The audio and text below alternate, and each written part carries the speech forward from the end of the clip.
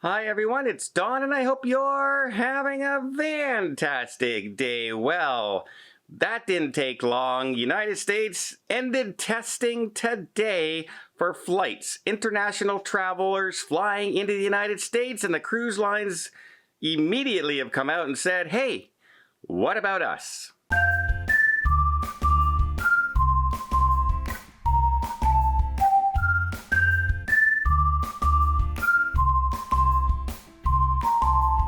So to be fair, not all cruise lines have come out and said, hey, what's going on? But they've kind of done it through CLEA, the Cruise Lines International Association, which represents 95% of all cruise ships in the world. So yeah, it's a pretty big, important industry, association as far as cruising is concerned.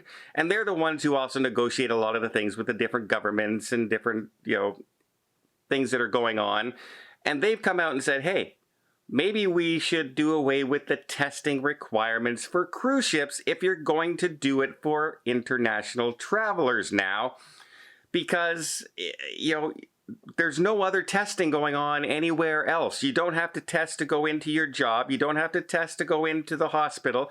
You don't have to test to go into an old age home. You don't have to test to get on an airplane or a bus or a train anymore.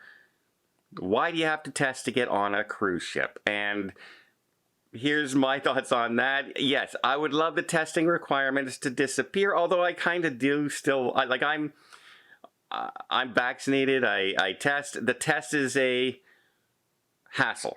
The test is to try and line up that test. You always have that thought in your head, well, what if I test positive, even though I'm showing no signs and no symptoms?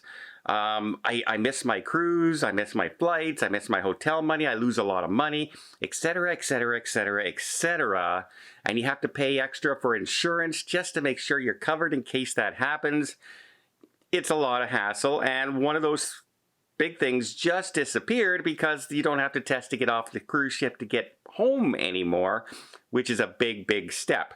When I fly to Italy next month, I don't have to take a test to fly to Italy. I didn't have to take a test to fly to Amsterdam. That is not a requirement, but I had to take a test to get on the cruise ship, and the cruise lines now are saying, maybe it's time to end that.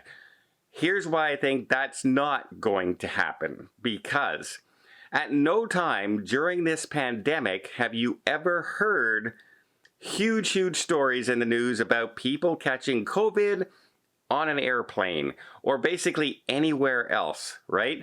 It was always about the cruise ships. 41 people on this ship, 100 people on this ship. These guys are in the yellow, these guys are in the red.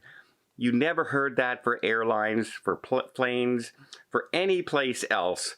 And that's a big focus on cruise ships. And so the cruise ships are probably still going to have to do this. Now, I would appreciate that the test disappears and they still keep the vaccination requirements, at least for now. And by the way, the air travel is also based on vaccinations. So that would be an equal playing field. Holland America has come out and said, they don't see any reason to lift the current requirements that are going on. Sales are up. People are coming back to cruising. The way they're doing it, they feel is pretty safe right now. Other cruise lines I know are chomping at the bit to get rid of that testing requirement because that's just one more roadblock in the way of passengers getting on their ships. And they're kind of all over the place now, right? Even the testing requirements now for Carnival, for instance. Carnival, if you're fully vaccinated with 2 doses, you need a test 2 days before your cruise. But if you're up to date with your doses, including a booster shot, you have 3 days to get your test.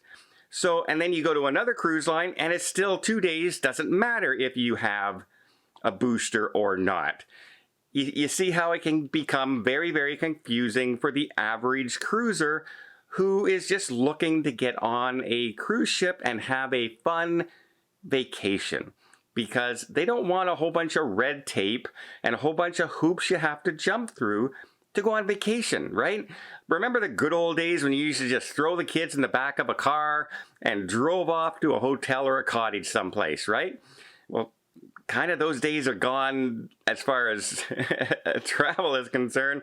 It's become much more business oriented, right? With tourist destinations like Walt Disney World and all-inclusive hotels and cruising.